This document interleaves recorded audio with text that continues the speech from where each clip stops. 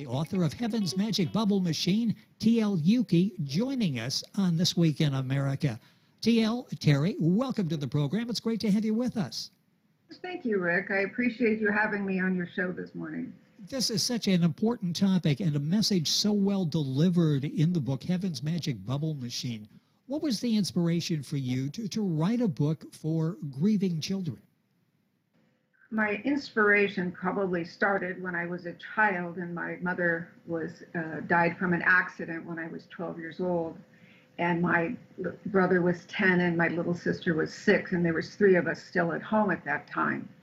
And as I grew up, I started seeing other families that were going through the same thing that our family went through when we were grieving a loss that was just devastating to our life.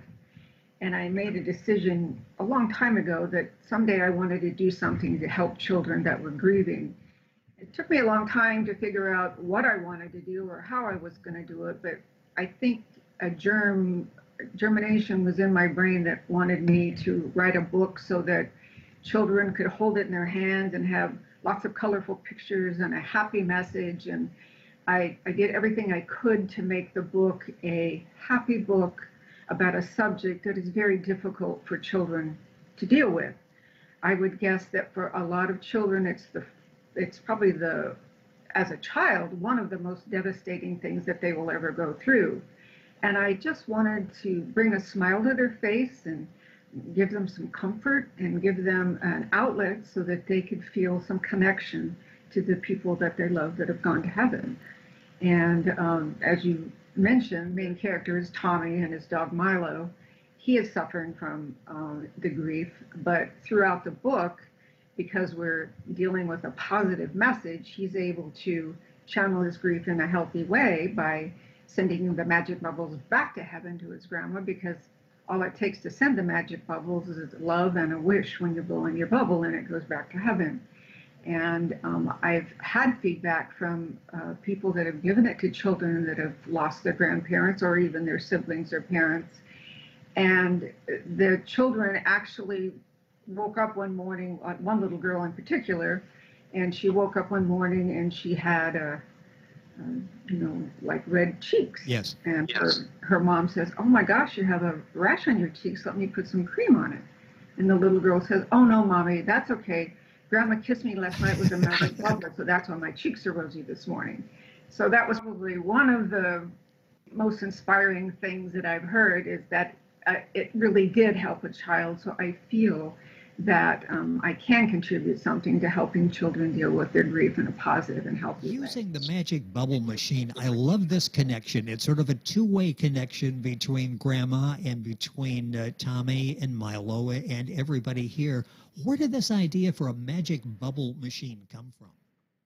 Well, that's an interesting question, because when I first started jotting down ideas for the book, I just kept a notepad, and every time an idea would come, I would write it down. And this went on over several year period.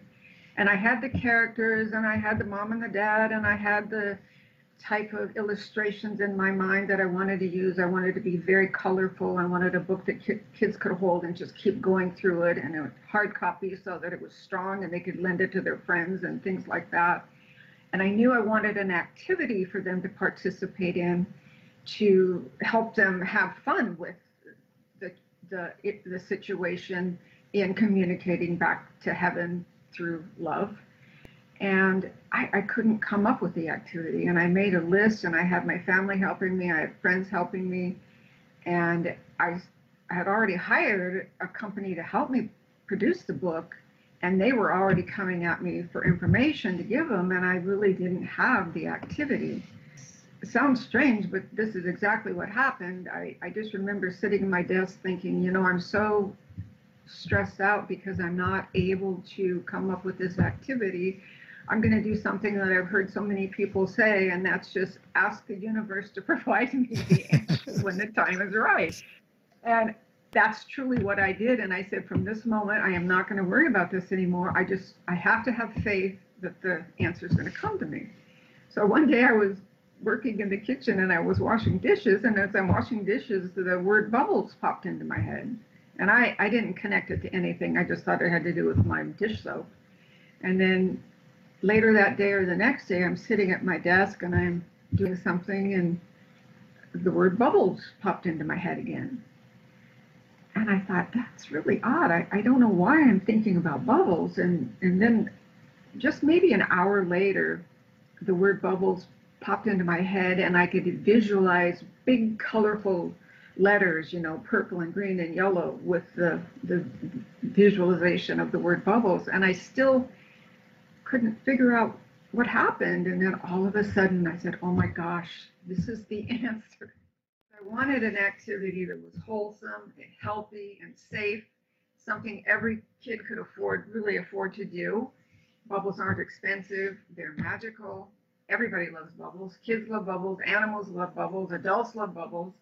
And I thought, this is the perfect answer. So I didn't really have the bubble machine itself in mind initially, but as I came up with the bubble idea was provided to me actually, then it all evolved and I was able to come up with the bubble machine idea. And then I, had my family help me with the creation of the ideas. And I wanted it to be a very, my husband said, we want this bubble machine to be really, important, and lots of gadgets and lots of activity. And it just fit into my idea of making it a fun book for children. And it worked out very well. I really feel that the illustrations really help make the book, and they're fun to look at. I mean, they're fun. I wanted animals and babies and grandmas and grandpas and aunts and uncles. Everybody's involved with the bubble machine. It's just wonderful. I really had a fun time. Illustrations add so much to it. You've got the colors, you've got the pictures that draw your attention, and they add to the story. So as you're reading the story,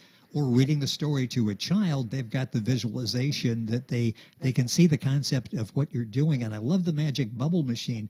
They get this all figured out how to turn it on, then they have problems turning it off. So there are escapades that come about with the magic bubble machine as they're going through this process of trying to figure out how to return the bubbles. We're talking about heaven here, Rick. They have lots of help. They can figure out anything. It's such a charming book. It's been talked about as a book that's definitely nighttime to read to the child. It's a book that they suggest story time in school, even libraries, because it's a great message, and it's such an important message that you're getting to the child. How many children out there do you believe are in situations like you were when you grew up, that losing a loved one like you did? I started doing a lot of research when I knew I was going to come up with a book to help children. And I was surprised that 1 in 20 children, 1 in 20, which is a lot of children, suffer the loss of death of an immediate family member. That's father, mother, and sibling. I assumed grandmother would be the first, but it isn't. It's the father, mother, and then the sibling, and then the grandmother comes after that. And that's a pretty large percentage, and that's not including not immediate families. There's going to have friends that have deaths, and there's going to be accidents of other family members and friends, but this is strictly immediate family members. And that's a lot of children. And those children, say they suffer a loss of a sibling, the family's still going to have other children that are there. So when they do suffer a loss, it's not just the child that's suffering the loss, it's the whole family unit that's suffering the loss, and everybody's going to be dealing with their own issues. So that's why it's really important for us as a society and people that are friends and family of these people that are suffering to be there to help them and help them get through this process. If I hadn't had such a wonderful family with aunts and uncles and cousins, it would have been a lot harder for me. I was lucky. Maybe some other kids aren't that lucky, and friends need to step in, neighbors. I mean, it doesn't have to cost a lot of money to help people when they're going through difficult times. If bringing in their trash cans on trash day is just a very small thing, but somebody that knows somebody cared enough about them to do that, that's a big thing. And we just need to let people know how much we care about them and that we're there to support them when they need it. I think when people do lose somebody like that, initially they don't really know what they need. So you offer support, and if you say something like, just let me know, I'd be happy to help you, they're not going to come to you. You need to be a little more specific and contact them at a little bit later date. If, say it's, somebody at your child's school that they lost their father or their mother or their sister, offer the parents, my son and your son are such great friends. They're in soccer practice together. Let me know if you need me to bring your son home from school. We can even bring him back to our house and we'll fix dinner and have fun with him. It's good for the kids to be together because they enjoy each other so much. And so you're helping the child and you're helping the parent that's left or the grandparent that's left taking care of them by giving them a little break. Helping people doesn't necessarily have to cost money, and it doesn't. A lot of things don't cost money, but the thought that people want to be there for them is very important to them, particularly to children. Children need a connection and they need to know that they can talk to people and that people will listen to them. They just need reinforcement because it's a devastating time for children to go through losing their loved one. Talk about the challenges of doing this book. You've done such an excellent job of keeping this uplifting, keeping it positive, keeping a smile on our face. And people who've gone through situations can think of memories of loved ones who have passed as well.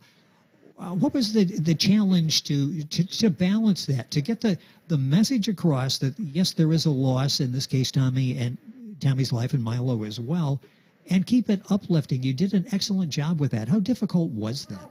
It was challenging, but I think because I took my time and didn't try to rush writing the book, and I would come up with ideas and then I would walk away from it and I would come back and reread it. And I just kept focusing on, we need to make this fun, we need to make it happy, we need to make it uplifting. And I dealt with the acknowledgement that Tommy was suffering from grief, but I also, throughout the book, showed how he had support and he had people that cared about him, people that understood him, and all those things made it a positive experience. And in the end, it ended up being happy because he was supported in coming up with his idea that if his grandma could send him loving bubbles from heaven, he could return them the same way. So it gave him an ability to come up with an idea, follow it through, and I think it empowered him. It made him feel like he had some control, which allowed him to channel his grief in a very constructive manner. Right. And that's how I was trying to look at it, but I really didn't rush. I don't know how long it takes people typically to write books because this is the first one I've written. I am working on an outline for a sequel to Tommy's story, but I'm not going to rush that either because because you have to keep going back and rereading it, and more ideas come after you put one sentence down, then 4 ideas come later. Exactly. So I think, and because I could identify with Tommy. And I've known people that have gone through situations like this. Maybe it was easier for me to do that because I could identify with it. So I think a lot of our experiences in life that we go through ultimately help us help other people down the road. And that's what I was trying to do. And this unique relationship between grandmother and grandchild, that's so fascinating to watch that and the impact that she had on Tommy. A few minutes left in the program, but talk a little bit about that too, because that relationship is special, isn't it? Well, I'm sure that's special for most everybody, but it's particularly special for me because my mother didn't get to meet my children. And so when I had grandchildren, I was so thrilled I couldn't see straight. I only have 2 children. I've ended up having eight great, wonderful grandchildren. And I just love them to death. And I think that helped inspire me because when my oldest 2 grandchildren lost their other grandmother, their dad's mother, they were only 5 and 3. And I noticed what they went through, and I was able to help them as well. And that may have helped me be added to my inspiration to do the book, because the 5-year-old could sit and just hold her grandma's hand she was just fine with it. She totally understood for some reason what was happening. The 3-year-old suddenly realized that if somebody could die and disappear on her, that could happen to a lot of people in her family. Suddenly she was very scared. So it, depending upon their age, it also is going to depend upon the way they grieve or how they deal with their fears. So we were able to work with her too, and it all worked out, and they're adults now. But that probably helped me. And I just know how much I love my grandchildren, and I know how much my grandchildren have been loved by all the other people in their lives. So that part was relatively easy for me to do because I truly feel that love. And I know other people that give the same love to their grandchildren. So I like feeling like my grandchildren can send a bubble and send it to the grandma that they never met.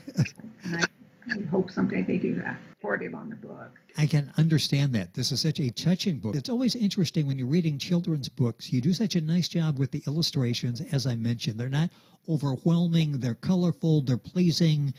It attracts your eye. It enhances the story. The vocabulary is so important as well. You've got it, and obviously spent a lot of time in doing that. Sometimes words are used that I'm not sure kids understand. Sometimes too many words are used and you lose the attention span of a young reader. Talk about going back and trying to perfect that. So you've got just the right words and words that are meaningful for the child. Thank you. I worked hard on that. And one of the things I did is I printed off my manuscript from my computer and I had children read it.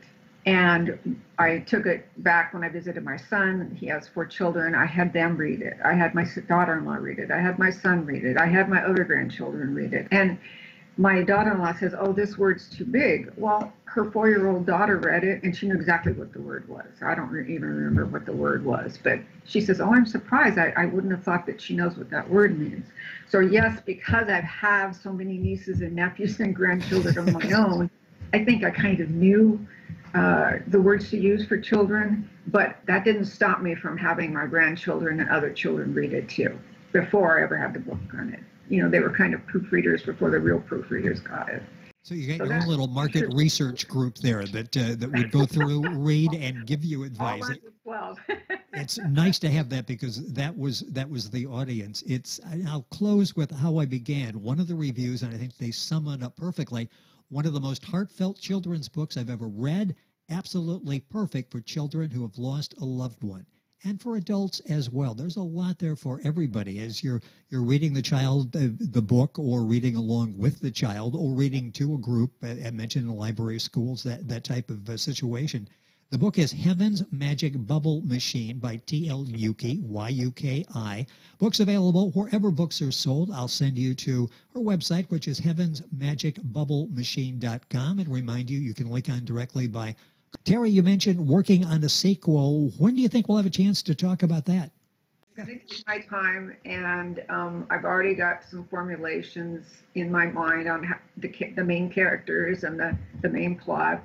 And it's actually, I think it's going to be as fun as Tommy. It's just a little bit different. It doesn't really deal with death. It deals with animals helping other animals, and Tommy is part of the plot. And it's going to be a very uplifting book as well. It just deals with a different subject. And well, maybe in a year and a half or so. Well, I imagine. I don't know, because it took me 2 years to write. I was going to say, I asked that. I hesitated in asking because there's no pressure with that, because patience works for you. It's really something that's part of your writing style. You take your time and you get it right, and it has a very impactful message when the book reaches the marketplace. Terry, this has been so much fun. Excellent job with the book, Heaven's Magic Bubble Machine. Thank you for taking some time and spending with us, talking about it on the program. It's been a pleasure to have you with us. Thank you very much. I appreciate your time. T.L Yuki, our guest, Y-U-K-I. The book is Heaven's Magic Bubble Machine. Our website, heavensmagicbubblemachine.com. And, of course, you'll find more information on our website, thisweekinamerica.us.